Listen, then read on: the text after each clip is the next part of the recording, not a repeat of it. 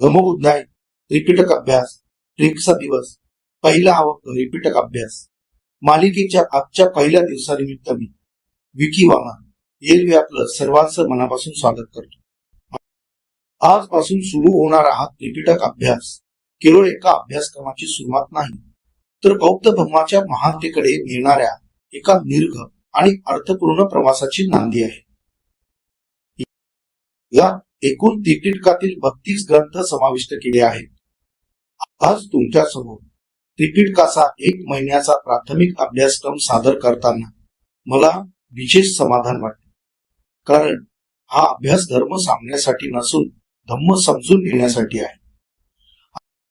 आज आपण जे शिकणार आहोत ते केवळ वाचण्यासाठी नाही, तर जीवनात उतरवण्यासाठी आहे।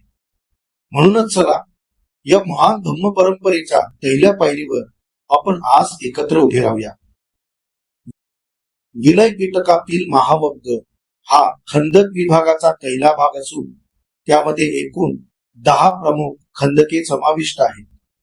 हे खंदके बुद्धांच्या बोधिप्राप्तीनंतरच्या घटनांपासून सुरू होतात आणि संघाच्या दैनंदिन शिस्ती, नियम व आचरणापर्यंत विस्तारलेले आहेत।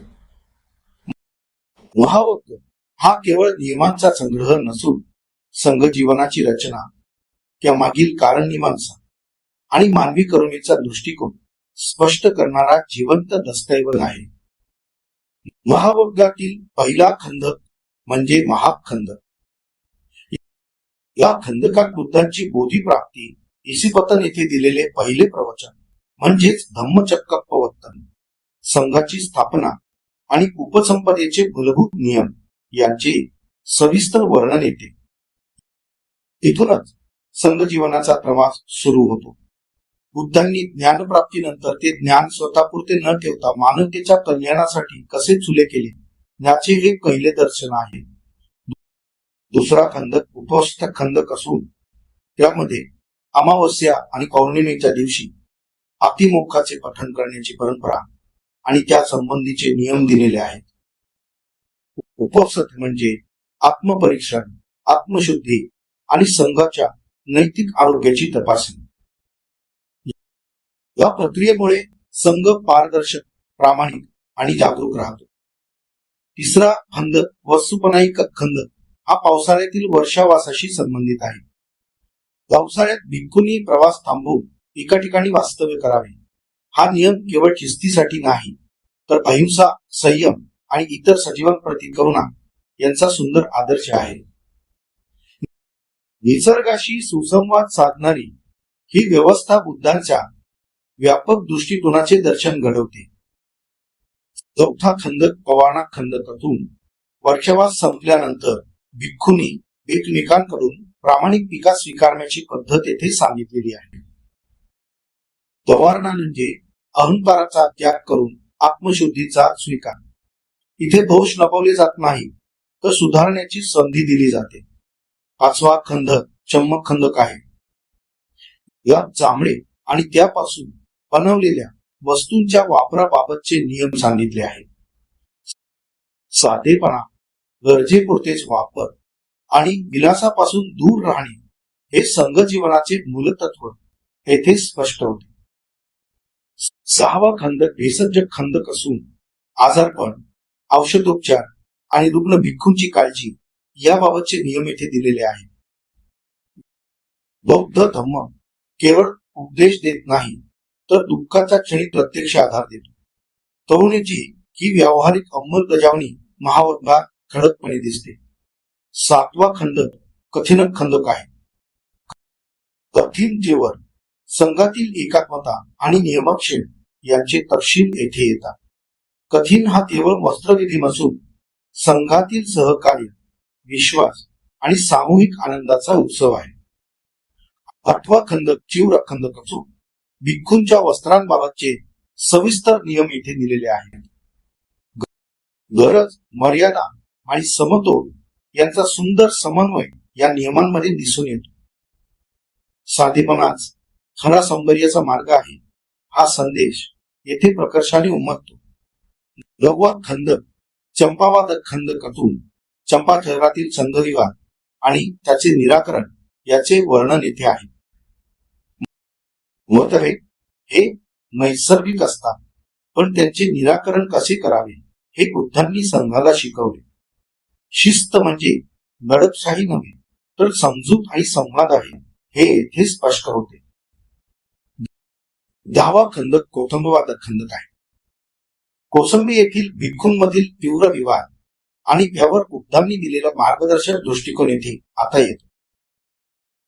संघ जीवनातील वास्तव, संघर्ष आणि त्यातून निर्माण होणारी प्रगल्भता या खंडकात ठळकपणे दिसते. ही सर्व खंडके एकत्र घेतली तर महावद्ध हा संघ जीवनाची नीव रचणारा अत्यंत महत्वाचा ग्रंथभाग ठरतो. बौद्ध धर्माची महानता कुठल्याही चमत्कारात किंवा अलौकिक दाव्यांत नाही, तर मानवी वास्तव स्वीकारण्यात आहे. बुद्धांनी दुःख झाकले नाही, नाकारले नाही. त्यांनी स्पष्टपणे सांगितले की हे दुःख आहे आणि हेच सत्य स्वीकारणे म्हणजे धम्माची सुरुवात आहे. आजच्या काळात माणूस सतत आनंद दाखवण्याच्या स्पर्धेत आहे आणि दुःख लपवण्याचा प्रयत्न करतो. अशा वेळी बौद्ध धम्म दुःख समजून घेण्याचे धैर्य देतो. स्वतःच्या अंतःकरणाशी प्रामाणिक राहण्याची ही ताकद म्हणजेच बौद्ध धम्माची खरी महानता आहे. त्रिपिटक मग केवळ ग्रंथांचा संग्रह नाही. सुप्त पिटक संवाद साधतो, अभिधम्म मनाच्या खोल थरांपर्यंत घेऊन जातो आणि विनय पिटक आपल्याला सांगतो की प्रबुद्ध जीवन प्रत्यक्षात कसे जगायचे. म्हणूनच त्रिपिटकाचा अभ्यास म्हणजे स्वतःच्या जीवन पद्धतीचा अभ्यास आहे. महावद्ध हा बौद्ध धम्माच्या महानतेचा ठोस पुरावा आहे. येथे बुद्ध आदेश लादताना दिसत नाही, तर समज निर्माण करताना दिसतात. संघाची रचना भीतीवर नाही, तर जागरूकता आणि तरुणेवर उभी आहे. एही भिक्खू हे शब्द या समावेशकतेचे प्रतीक आहे. जन्म, जात, संपत्ती किंवा ओळख न पाहता जो मुक्तीच्या दिशेने चालायला तयार आहे, त्याच्यासाठी हा मार्ग खुला आहे. महाबौद्धातील प्रत्येक नियम करुणेपासून जन्माला आलेला आहे. इथे शिक्षा नाही तर प्रायश्चित्त आहे, तिरस्कार नाही तर सुधारण्याची संधी आहे. बुद्ध धम्म माणसाला मोडत नाही तर घडवतो. संघ ही केवळ धार्मिक संस्था नसून बौद्ध धम्माची जिवंत प्रयोगशाळा आहे, जिथे समानता, परस्पर आदर आणि सामूहिक जबाबदारी यांचा सतत सभाव होतो. आज विज्ञान, तंत्रज्ञान आणि कायदे प्रगत झाले असले तरी करुणा, संयम आणि संवेदनशीलता मागे पडत चालली आहे. अशा काळात महाबौद्धसह संपूर्ण बौद्ध धर्म आपल्याला आठवण करून देतो की खरी प्रगती म्हणजे बाह्य विकास नव्हे, तर अंतःकरणाची शुद्धता आहे. म्हणूनच बौद्ध धर्म हा भूतकाळाचा अवशेष नसून वर्तमानाचा आरसा आणि भविष्याचा मार्ग आहे. आज त्रिपिटक अभ्यास मालिकेचा पहिला दिवस आपण महावग्गाच्या माध्यमातून बौद्ध धर्माच्या महानतेची पहिली अनुभूती घेत संपवतो.